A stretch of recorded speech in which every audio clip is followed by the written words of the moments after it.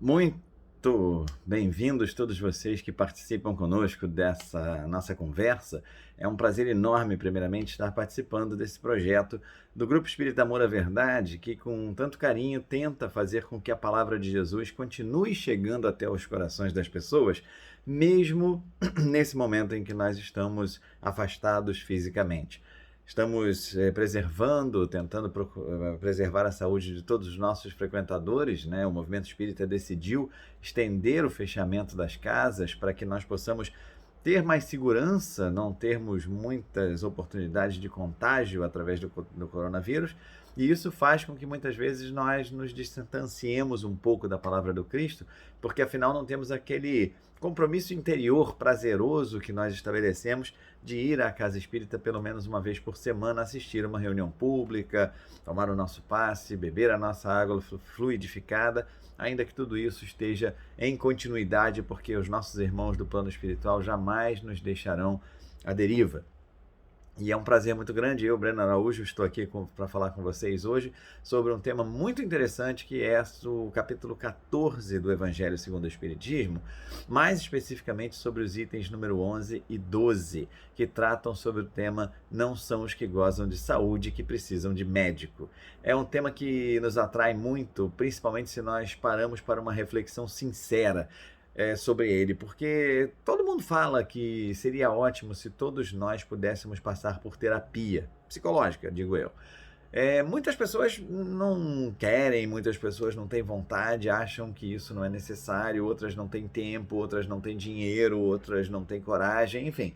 Uma série de razões fazem com que nós não nos exponhamos à terapia para que nós possamos trabalhar as dificuldades que nós trazemos em nós.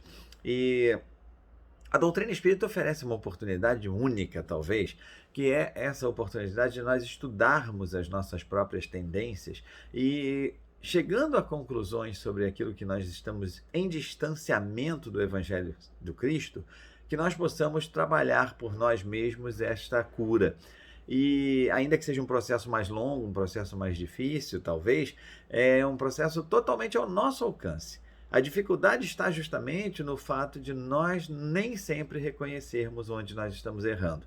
Um dos pontos que nós sempre abordamos quando tocamos nesse assunto do não são os que gozam de saúde e que precisam de médico, é o fato de nós mesmos espíritas sermos pessoas que precisam desse médico, né?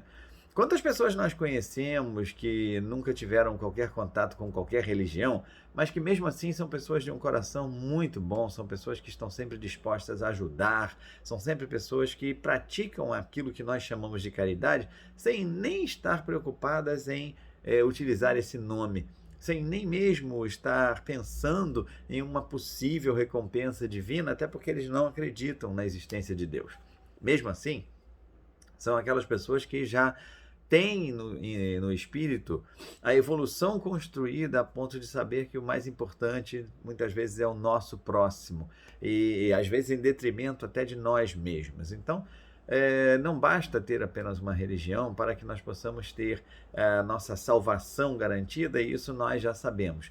Entretanto, quando nós olhamos para essa questão do não são os que gozam de saúde e precisam de médico, nós pensamos, bem, se nós estamos precisando dessa cura que é a doutrina espírita, é porque nós estamos doentes. É um discurso que nós assumimos até como palavras. Nós dizemos, claro que nós somos também doentes, é claro que nós estamos necessitados, somos todos necessitados. Entretanto, nem sempre na prática é assim. Porque, no fundo, às vezes nós nos consideramos pessoas que já atingiram um certo nível, pessoas que já alcançaram uma determinada compreensão que supostamente seria acima de pessoas que praticam outras religiões. Ainda que nós não admitamos isso, nas palavras que nós falamos muitas vezes, isso fica implícito. Quando nós falamos, mas um dia ele vai entender, um dia ele vai chegar a esse nível de compreensão. Será que nós já chegamos a esse nível de compreensão? Pelo contrário, acho que se nós estamos submetidos ao contato com a doutrina espírita, é para que nós a utilizemos como o nosso terapeuta, para que nós identifiquemos, e aí a parte mais difícil, os pontos que estão em desalinho com o evangelho que existem dentro de nós. Porque nós temos essa dificuldade devido àquilo que os espíritos também nos esclarecem, que é o orgulho e o egoísmo. Então, nós sempre nos achamos as grandes criaturas do universo. E agora, quando nós começamos a perceber que há uma linha traçada para o nosso comportamento que pode nos fazer felizes, e essa linha chama-se Evangelho, e quando nós constatamos que nós não somos felizes, ou seja, e a partir daí chegamos à conclusão que não estamos agindo em consonância com o Evangelho, nós começamos a pensar em contrário a tudo aquilo que nós sempre acreditamos. Que nós somos os melhores, que nós somos as criações divinas. Nós fomos educados acreditando, nós enquanto humanidade, acreditando que nós éramos os únicos habitantes do universo. Que todos os demais planetas e estrelas e tudo mais que existe no cosmos, foram criados por Deus simplesmente para ilustrar o nosso olhar através dos telescópios. Então é muito difícil para nós, a partir de agora, olhar e admitir, olhar para dentro de nós mesmos e admitir: eu tenho essa deficiência. E quando nós conseguimos dar esse primeiro passo, nem sempre nós chegamos ao final do processo. Por quê? Nós logo dizemos: mas é complicado, olha, eu sou assim mesmo, tá difícil, eu estou tentando mudar, mas é muito complicado, eu acho que isso aí só na próxima encarnação. E aí, mais uma vez, nós pegamos os próprios conceitos que nós aprendemos na doutrina espírita e usamos contra nós, ainda que nós entendamos estar usando os mesmos conceitos a favor. Mas é contra, porque a doutrina espírita nos explica também que se nós viemos a essa encarnação, é porque nós tínhamos a possibilidade, nós tínhamos a chance real de superarmos essas dificuldades, ou pelo menos de trabalhar para diminuí-las enormemente. E o que nós muitas vezes fazemos é nos acomodar com a ideia de que nós ainda temos tantas e quantas encarnações forem necessárias para o nosso progresso. A natureza não dá saltos. E nós nem sempre fazemos o trabalho real que precisa ser feito em nós para construirmos humildade, para substituirmos o orgulho e o egoísmo.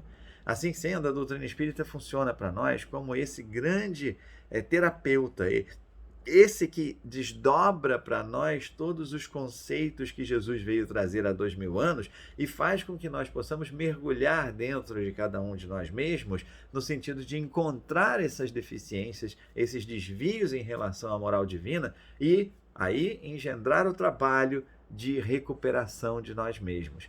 Não é uma tarefa simples, evidentemente, é por isso que estamos encarnando há tantos milênios, para ver se nós nos tornamos seres livres do orgulho e do egoísmo. Entretanto, é um trabalho fundamental, é o objetivo essencial da reencarnação.